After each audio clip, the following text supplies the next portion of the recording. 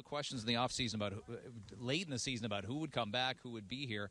You guys might have had the most stable team of all the contenders in the Eastern Conference. It's been a lot of change, and you guys won't get to really see that change until you play the Celtics, until you play the Cavaliers, until you play some of the other teams in the conference.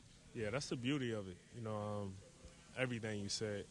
But, to have that camaraderie, that chemistry that we had previously with our main core coming back is awesome. But, having that expectation to play all these new teams that made all these changes is even better. It's going to be fun.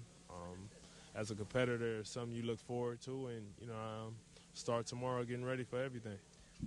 You were probably maybe more sure about what Kyle would do. You're very close with him. Were you worried Serge was here and might not be here? Were you confident at the end of the year that you'd have such an important piece of your team who'd be like you and Kyle have said, like, Toronto's my home. We think we can win it here. This city's important to me. The fans are important, and it works for me here. Yeah, you will hope. You will hope so. And you try your hardest not to stress about it and let it understand that, if you could look at it and knowing that if this person and this person came back, we could be a dangerous team. You got to hope they think the same way and, put that in consideration and, you let everything carry itself from there. I don't know if you look at a one-sport athlete or whether it gets talked, or one-town athlete, I should say, and whether it gets talked about it. But, I mean, guys that I grew up with, Larry Bird played one team. Isaiah Thomas, I loved Isaiah Thomas, played with one team. Does that, so far you've only had the one team, does that mean something to you? Like, no one can sort of isolate a goal as to where you hope to be, but it really means something when someone has a 15, 16-year career with one franchise now. It's such a rarity to where, you appreciate it even more because it's such a rarity. Like you said, a lot of guys don't get to finish their career with one organization, but for me, that's how I always looked up all the great things. To me, what's cool was, you see Kobe do it, you see Dirk do it, you see Tim Duncan do it. It's such a rarity, and all the greats that have the opportunity to do it, they take full advantage of it because, it's a legacy that'd be tough to beat. I wonder if you took note yesterday of even Jose Bautista in this city, who didn't play his whole career here, but certainly meant the world to this fan base here. You and Kyle, there's obviously some Leaf players hoping to do it.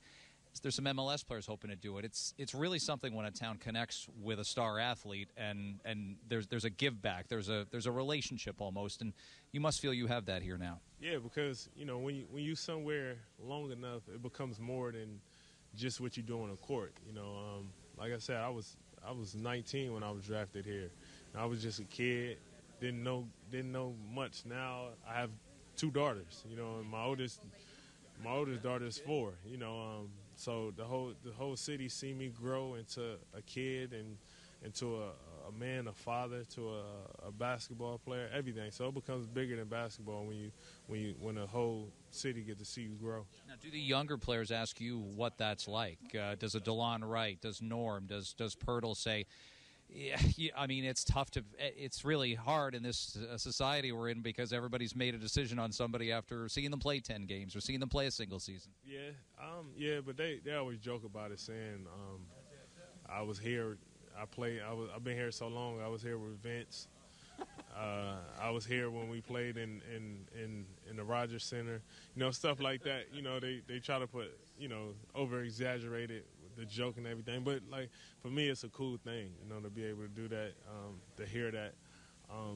And, I just wish the same for them, whatever they do.